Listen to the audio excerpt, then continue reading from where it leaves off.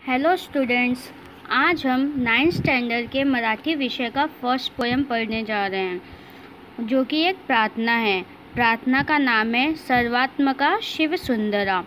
यह प्रार्थना कुसुमाग्रज नाम के कवि द्वारा लिखा गया है। इनका असली नाम विष्णु वामन शिरवाडकर है। इनका जन्म 1912 में हुआ था तथा सन 1999 में इनकी मृत्यु हो गई। कुसुमाग्रज यह इनका टोपन नाम है और इसी नाम से वह अपने सारे लेखन कार्य करते हैं। ज्ञानपीठ पुरस्कार जीतने वाले यह एक प्रसिद्ध लेखक, कवि और नाटककार हैं। जीवन लहरी, विशाखा, समिधा, स्वागत, हिमरेशा, वादळवेल, मारवा, किनारा इत्यादि ये सभी उनके द्वारा लिखी गई प्रसिद्ध काव्य संग्रह है। वैजयंती, राजमुकुट, कौतेय, नट सम्राट, वीज मनाली धरतीला, विदूषक इत्यादि ये सारे उनके द्वारा लिखी गई प्रसिद्ध नाटकें हैं।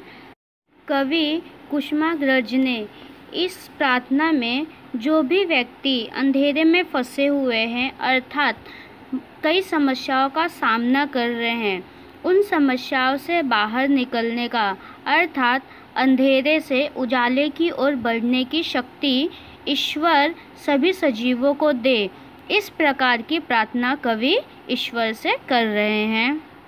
अब बढ़ते हैं हम अपनी प्रार्थना की ओर।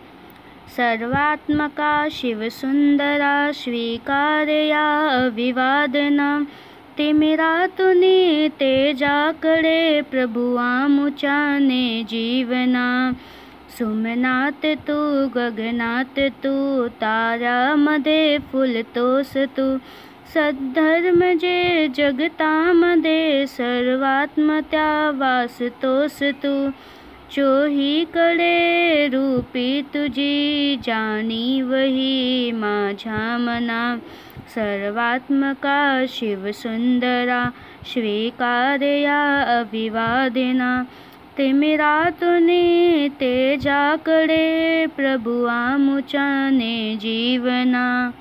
कवि कह रहे हैं कि हे प्रभु, आप कण कण में वास करने वाले हो। दुनिया में ऐसी कोई भी जगह नहीं है, ऐसी कोई भी चीज़ नहीं है जिसमें आपका अस्तित्व नहीं है। आप हर एक चीज़ में वास करते हो, बसे हुए हो। आप बहुत ही सुंदर हो, आप बहुत ही पवित्र हो और आज हम आपके सामने प्रार्थना कर रहे हैं। कृपया करके आप हमारी इस प्रार्थना को, इस वंदना को स्वीकार कीजिए और हमारे मन में या फिर हमारे जीवन में जो भी अज्ञानता है, उस अज्ञानता से हमें ज्ञानता की ओर बढ़ने की शक्ति दीजिए। आप हमारे जीवन के सभी अंधेरों को दूर कर दीजिए और हमें उजाले की ओर ले चलिए। मतलब कि हमारे जीवन में जो भी समस्याएं हैं, जो भी परेशानियां हैं, उन परेशानियों को दूर करने का मार्ग आप हमें दिखाइए, ताकि हम अपने जीवन में जो भी समस्याएं हैं, जो भी अंधकार है, उसे दूर कर सकें और हमारे जीवन को खुशियों से भर सकें। कवि कह रहे हैं कि हे ईश्वर, आप तो फूलों में विराजमान हो, आप आकाश में भी हो, तारों में जो चमक है उस चमक में भी आप ही खिल रहे हो। जिंदगी में जो भी सद्धर्म है, जो हमें अच्छे रास्ते पर चलने की सीख देते हैं, उन सब में भी आपका ही अस्तित्व है, उसमें भी आप ही बसे हुए हो। इतना ही नहीं तो चारों तरफ आपका ही रूप है और यह बात हमारे मन को बहुत ही अच्छी तरीके से पता है और इसीलिए हम आपसे प्रार्थना करते हैं कि आप हमारी मदद कीजिए और हमें हमारी ज़िंदगी की सभी तकलीफ़ों से लड़ते हुए आगे बढ़ने की शक्ति दीजिए। नेक्स्ट।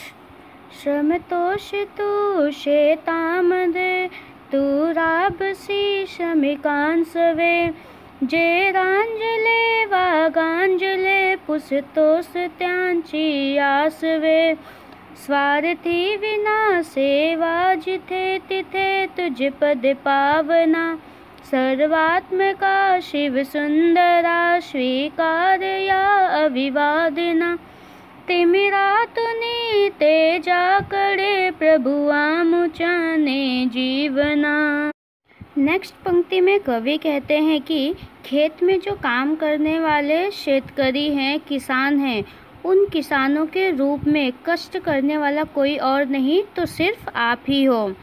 उसके साथ साथ जो बहुत ही कठिनाई से अपना काम करने वाले, अपना दिन निकालने वाले श्रमिक होते हैं, मेहनत मजदूरी करके अपना पेट पालने वाले श्रमिक होते हैं, उन श्रमिकों के साथ आप हमेशा रहते हो।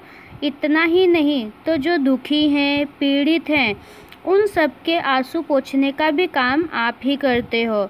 और यहाँ जो कुछ स्वार्थी लोग हैं, उन स्वार्थी लोगों को छोड़ के बचे हुए जो भी सज्जन हैं, उन सब में आपकी तस्वीर दिखाई देती है, आपकी पवित्रता दिखाई देती है। जो भी सज्जन लोग हैं उनके अंदर आपका ही वास है। कहने का मतलब यह है कि जो भी लोग निस्वार्थ भाव से सभी की सेवा करते हैं, सभी की मदद करते हैं, तो उन सब में आपकी ही पवित्रता झलकती हुई दिखाई देती है। उनकी आत्मा में, उनके मन में, उनके जीवन में आपका वास है।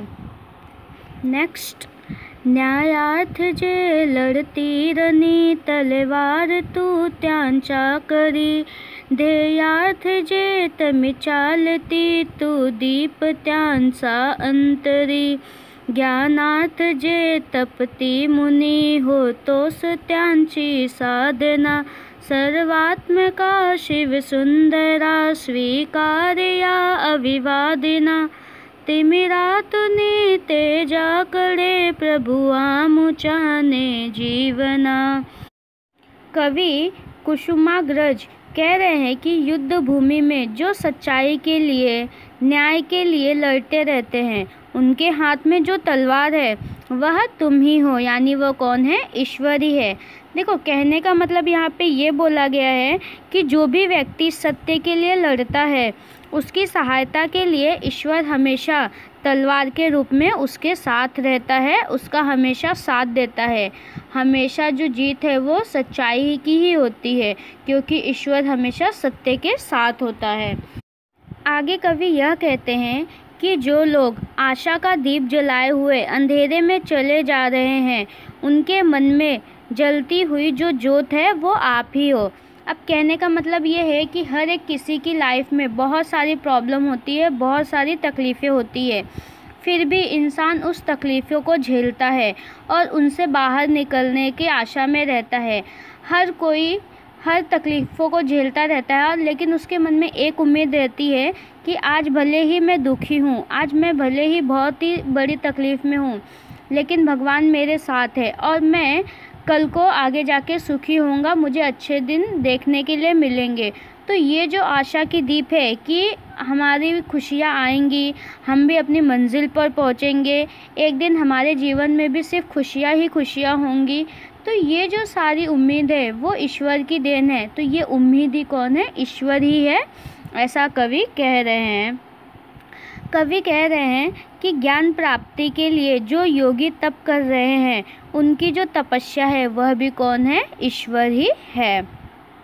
नेक्स्ट, करुणा करा करुणा तुझी, असता मला भय कोठले, मार्गावरी पुढती सदा, पाहीन मी तव पाऊले, सूर्जनत्वया हृदयामध्ये नित जागवी भीती विना, सर्वात्मका शिव सुंदरा स्वीकारया अविवादना, तिमिरातुनी तेजाकडे प्रभु आमुचाने जीवना।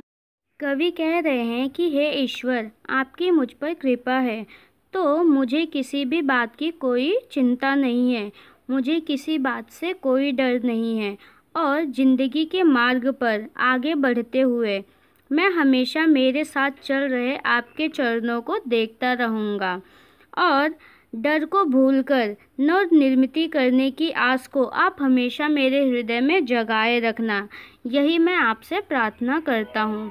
कहने का मतलब यह है कि ईश्वर कह रहे हैं कि हे भगवान, आप हमेशा आपकी कृपा मुझ पर बनाए रखना, आप हमेशा मेरे साथ चलना और मैं अपनी मंजिल को पा सकूं, देश के लिए, दुनिया के लिए कुछ अच्छा कर सकूं, कुछ नया निर्माण कर सकूं। इस प्रकार की आशा आप मुझ में हमेशा जगाए रखना और आपकी कृपा मुझ पर हमेशा बनी रहे। इस प्रकार की प्रार्थना कवि भगवान से कर रहे हैं। इस पूरी प्रार्थना में कवि हमें यह संदेश दे रहे हैं कि ईश्वर हर समय, हर पल हमारे साथ है। अगर हम सच्चे हैं, ईमानदार हैं, हमारा मन पवित्र है, हम सच्ची लगन के साथ मेहनत कर रहे हैं, तो ईश्वर हर क्षण हमारे अंदर वास करता है और ईश्वर ही हमारी सभी समस्याओं को दूर करता है और हमें अंधकार को दूर कर उजाले की ओर जाने का मार्ग दिखाता है, हमारी अज्ञानता को ज्ञानता में परिवर्तित करता है और अपनी दया हमेशा हम पर बनाए रखता है। Thank you.